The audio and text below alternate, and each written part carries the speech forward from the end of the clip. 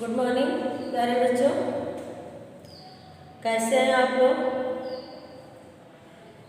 आज का हमारा क्लास समास, इसके पहले वीडियो में भी समास का गया है तीन भेद का परिभाषा उदाहरण के साथ आपको बता दिया गया है। आज जो तीन बचा हुआ है उसी तीन को हमें पढ़ना है। द्विगु समास, द्वंद्व समास, बहुव्रीहि समास। तो एक बार हम जो पहले तत्पुरुष समास और अव्ययी भाव समास, तत्पुरुष समास और कर्मधारय समास जो पढ़ाया गया था आपको, एक बार मैं पुनः उसको रिवीजन कर दे रही हूँ। आप लोग ध्यान से सुनिए, अपनी अभ्यास पुस्तिका खोल लीजिए। जब भी आप लोग वीडियो देखते समय आप लोग अपनी अभ्यास पुस्तिका अपने सामने रखिए और पेंसिल भी अपने सामने आप लोगों को लेकर के ही बैठना है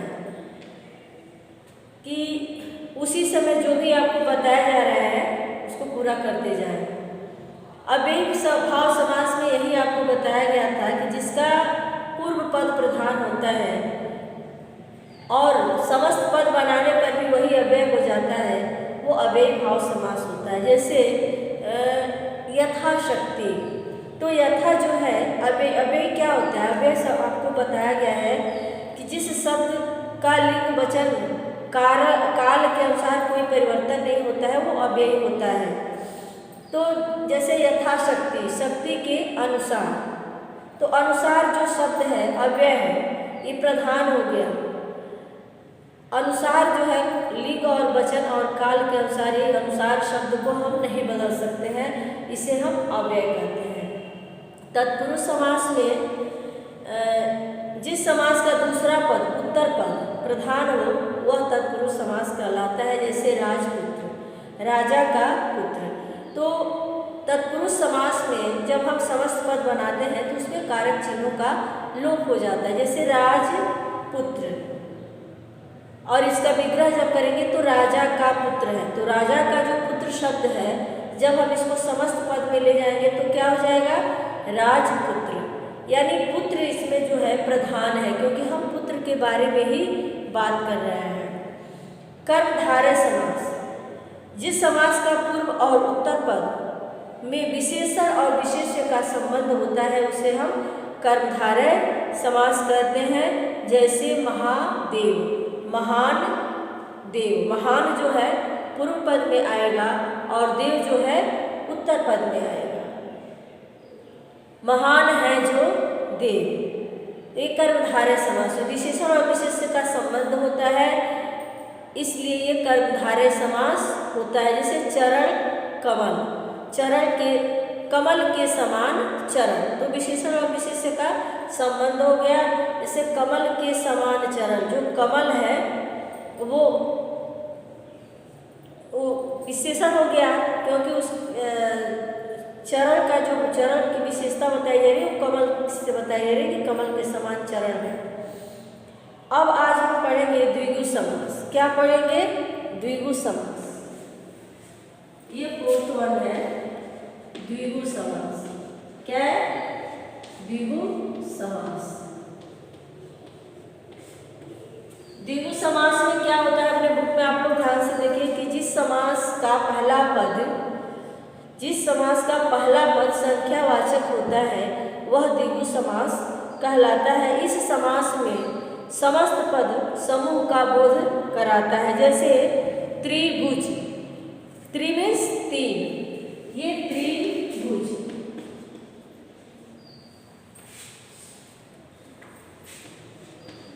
ये त्रिभुज है, तो त्रि से क्या है, जैसे इसका हम अगर पूर्व पद और उत्तर पद में इसको हम विभाजित करते हैं, ये पूर्व पद हो गया और ये उत्तर पद हो गया।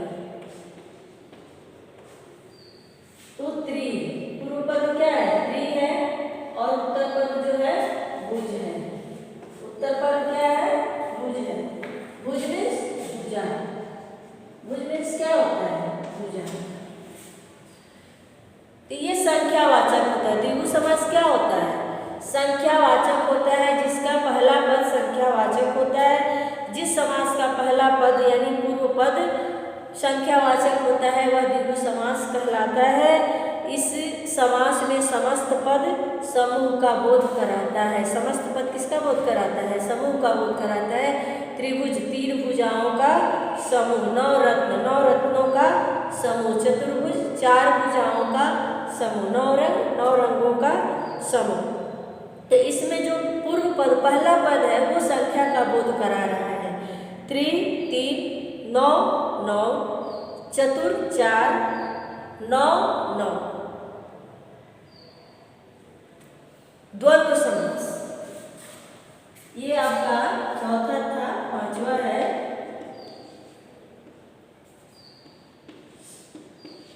द्वंद्व समास।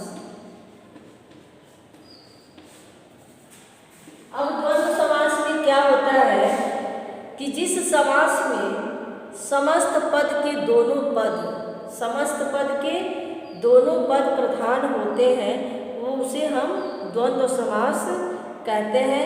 इस समास में विग्रह करने पर दोनों पद के बीच में और, या, अथवा, एवं आदि का प्रयोग किए जाते हैं। जैसे माता पिता, तो माता पूर्व पद हो गया और पिता क्या हो गया? उत्तर पद हो गया। तो इसमें यही कह रहा है कि दोनों पद प्रधान होते हैं। माता पिता द्वंद्व समास में दोनों पद प्रधान होते हैं। इसका विग्रह करने पर और, या, अथवा, एवं आदि शब्दों का हम प्रयोग करते हैं। जैसे माता पिता, तो जब इसका हम विग्रह करेंगे तो क्या हो जाएगा? माता और पिता, माता और पिता। दाल रोटी, दाल और रोटी। अच्छा बुरा, अच्छा या बुरा। बच्चे बूढ़े, बच्चे एवं बूढ़े। तो इसमें दिया गया है कि उपर्युक्त सभी पदों में जो पद बोले गए हैं उसमें सभी पदों में दोनों पद प्रधान है, इसलिए हम इसे द्वंद्व समास कहते हैं। द्वंद्व समास का विग्रह करने पर और, या, अथवा, एवं आदि शब्दों का प्रयोग किया जाता है। बहुव्रीहि समास, बहुव्रीहि समास ये 6th वन है। बहुव्रीहि क्या है? बहुव्रीहि समास। बहुव्रीहि समास किसे कहते हैं? जिस समस्त पद में कोई पद प्रधान नहीं होता है बल्कि वह किसी अन्य का बोध कराता है, उसे हम बहुव्रीहि समास कहते हैं। अब बहुव्रीहि समास को ध्यान से देखना है कि दोनों पद में कोई पद प्रधान नहीं होता है, ना उत्तर पद प्रधान होता है, ना पूर्व पद प्रधान होता है, ना उत्तर पद प्रधान होता है। ये दोनों पद मिलकर किसी तीसरे का बोध कराते हैं, इसलिए हम इन्हें बहुव्रीहि समास कहते हैं। जैसे त्रिलोचन, तो त्रिभुज 3 भुजाओं का समूह। अब यहाँ आपको थोड़ा अंतर देखना है, सोचेंगे कि इसमें भी त्रि दिया है, इसमें भी त्रि दिया है, तो क्यों ये बहुव्रीहि हो गया और यहाँ पर क्यों द्विगु समास हो गया? तो द्विगु समास संख्यावाचक होता है। संख्या का बोध सिर्फ संख्या का बोध कराता है, लेकिन वह किसी अन्य की तरफ अन्य का अर्थ नहीं बताता है। लेकिन बहुव्रीहि समास जो होता है वह अन्य का बोध कराता है। त्रिलोचन, 3 धन पूर्व पद होगा 3 और उत्तर पद होगा लोचन। 3 है लोचन जिसके अर्थात शंकर। तो इसमें देखिए त्रिलोचन शब्द जो है अन्य के तरफ संकेत कर रहे हैं, यानी शंकर जी की तरफ संकेत कर रहे हैं, इसलिए हम इन्हें बहुव्रीहि समास कहते हैं। पीतांबर, तो पित मीन्स पीला, पित मीन्स क्या होता है? पीला। अंबर मीन्स वस्त्र, यहाँ वस्त्र का बोध हो रहा है। अंबर मीन्स कपड़ा भी होता है, लेकिन हाँ वस्त्र, अंबर मीन्स आकाश भी होता है, लेकिन यहाँ वस्त्र का है पीतांबर। पीले हैं अंबर जिनके, पीले हैं वस्त्र जिनके अर्थात विष्णु। घन श्याम, घन पूर्व पद है, श्याम जो है उत्तर पद है। अब इसका घन के समान श्याम है जो कृष्ण। घन मीन्स बादल, बादल जो काला होता है, तो बादल से उपमा दी गई है कि खन के समान है जो, अर्थात श्री कृष्ण। श्वेतांबर, श्वेत धन अंबरा, श्वेत अंबर, वस्त्रों वाली सरस्वती। श्वेतांबर शब्द जो है सरस्वती की तरफ संकेत कर रहा है, इसलिए इसे हम बहुव्रीहि समास कहते हैं। आप लोगों को समझ में आ गया होगा कि कर्मधारय समास में क्या होता है, द्विगु समास में क्या होता है। तो कर्मधारय समास विशेषण और विशेष्य का संबंध बताता है। द्विगु समास जो है संख्यावाची होता है। द्वंद्व समास में दोनों पद प्रधान होते हैं, उसका चिन्ह होता है जब उसको हम विग्रह करते हैं तो और या अथवा एवं का हम प्रयोग करते हैं विग्रह करने पर। और बहुव्रीहि समास जो है अन्य का बोध कराता है, उसमें कोई पद प्रधान नहीं होता है, न उत्तर पद प्रधान होता है न पूर्व पद प्रधान होता है, ये किसी अन्य के तरफ बोध कराता है, इसलिए हम इसे बहुव्रीहि समास कहते हैं। तो यहाँ दिया है कि समास किसे कहते हैं, अव्ययी भाव समास की परिभाषा उदाहरण सहित लिखिए। इसका PDF जाएगा, तब तक के लिए आप लोगों को बहुव्रीहि समास जो है अच्छे से अपने बुक से पढ़ना है, पढ़ करके याद भी करना है। 6 भेद है, 6 भेदों का भेद को भी याद करना है, उसका परिभाषा और उदाहरण भी आप लोगों को अच्छी तरह से याद कर लेना है। निम्नलिखित समस्त पदों का विग्रह कीजिए और समास का नाम लिखिए। आजीवन, समास विग्रह इसका होगा जीवन भर। आइए मैं लिख दे रही हूँ बोर्ड में भी, बोर्ड से भी आप लोग वीडियो से देख लीजिएगा। इसमें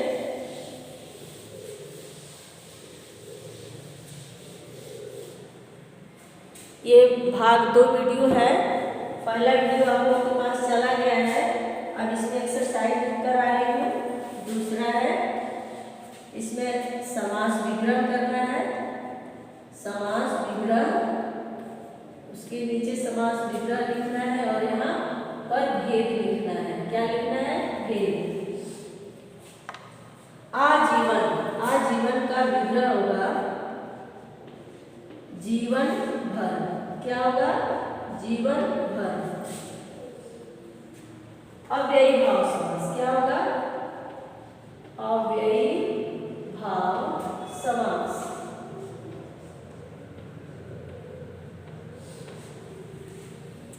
अव्ययी भाव समास होगा इस तरह से, राजपुत्र, राजा का पुत्र। तत्पुरुष समास, राजा का पुत्र।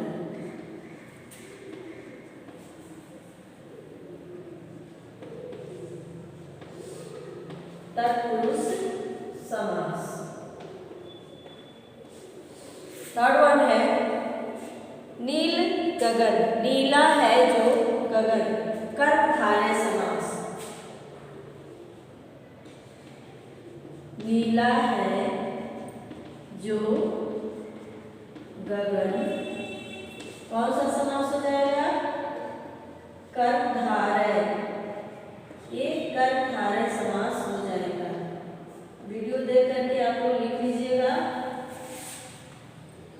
त्रिभुज,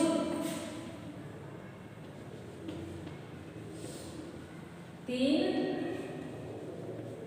भुजाओं का समूह, तीन भुजाओं का समूह। ये तीन भुजाओं का समूह जो है कौन सा समास होगा? द्विगु समास होगा। क्या होगा? क्योंकि द्विगु समास जो है संख्यावाची होता है। तीन भुजाओं का समूह। माता पिता, माता और पिता, ये द्वंद्व समास होगा। माता पिता, माता और पिता, माता और पिता।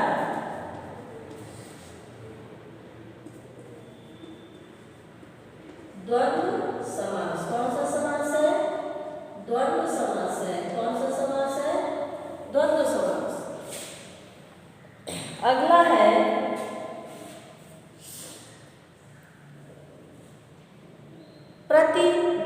पीतांबर, पीले हैं वस्त्र जिनके।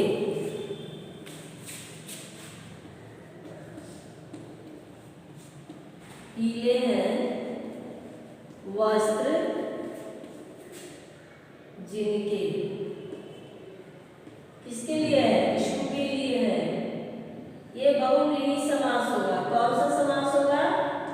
बहुव्रीहि समास होगा, क्योंकि ये समास जो है अन्य के तरफ बोध करा रहा है। बहुव्रीहि समास, बहुव्रीहि समास हो गया। अगला है प्रतिदिन, प्रत्येक दिन। अव्ययी भाव समास होगा। क्या होगा? अव्ययी भाव समास होगा। प्रत्येक दिन,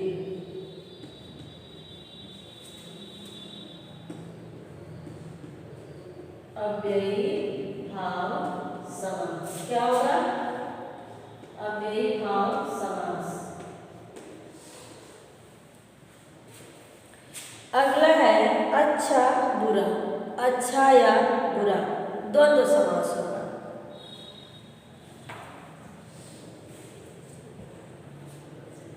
इसको मैं रफ कर दे रही हूँ, ऊपर का लिखी हूँ, यहाँ लिख दे रही हूँ।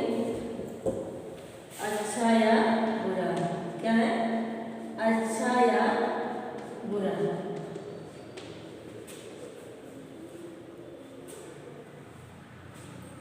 द्वंद्व समास होगा। द्वंद्व समास। कौन सा समास होगा? द्वंद्व समास होगा। अगला है नौ रंग। नौ रंगों का समूह।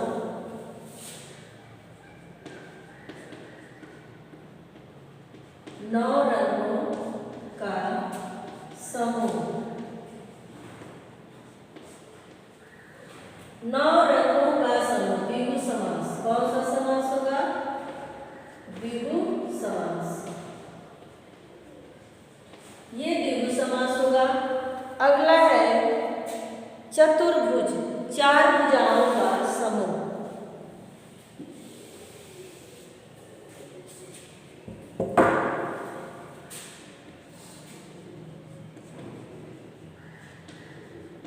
चार भुजाओं का समूह,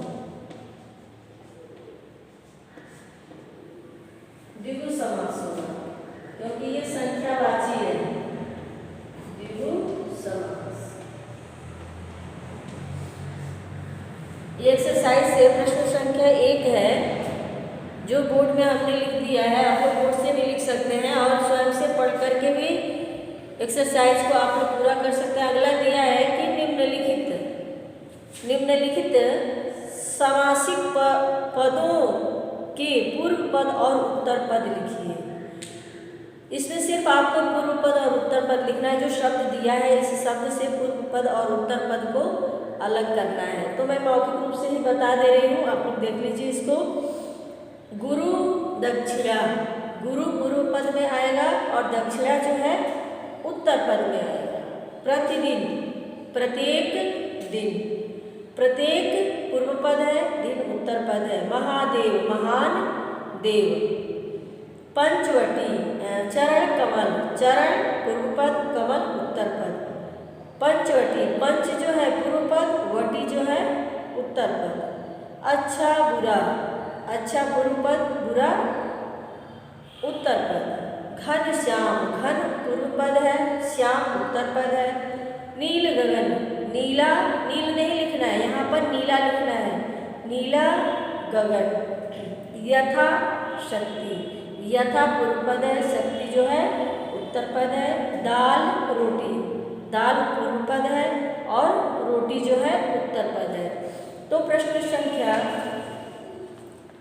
1 में प्रश्नोत्तर है, परिभाषा है। उसका परिभाषा आप लोग बुक से भी अपने कॉपी में लिख सकते हैं और ये जो है इसका बोर्ड में लिखवाया गया है, फिर भी इसका PDF चला जाएगा और कोशिश वैसे करना है आप लोग को स्वयं से करने के लिए। और प्रश्न संख्या 3 में पूर्व पद और उत्तर पद आपको अलग करना है। तो आप लोगों को पता है कि पूर्व पद क्या है और उत्तर पद क्या है। पूर्व पद जो पहला पद होता है और उत्तर पद जो दूसरा पद होता है। जैसे राजपुत्र, तो राजा क्या है? पूर्व पद हो गया। पुत्र सूत्र क्या है, उत्तर पद हो गया। तो इसी तरह से इसमें जो भी शब्द दिया है पूर्व पद और उत्तर पद में अलग करने के लिए पूर्व पद को पूर्व पद में लिखिएगा, उत्तर पद को उत्तर पद में लिखिएगा। और आप सभी को पता है कि दो या दो से अधिक पदों के मेल से नए शब्द बनने की क्रिया को हम समास कहते हैं। समास के 6 भेद होते हैं। 6 भेदों को, 6 भेद की परिभाषा को, उदाहरण को आप लोगों को अच्छे से याद कर लेना है। और जो PDF जाएगा, PDF से भी आप लोग अपनी कॉपी भी कंप्लीट करके रखेंगे और फिर हम अगले वीडियो में मिलेंगे। आज का हमारा पाठ्यक्रम यही समाप्त होता है। धन्यवाद।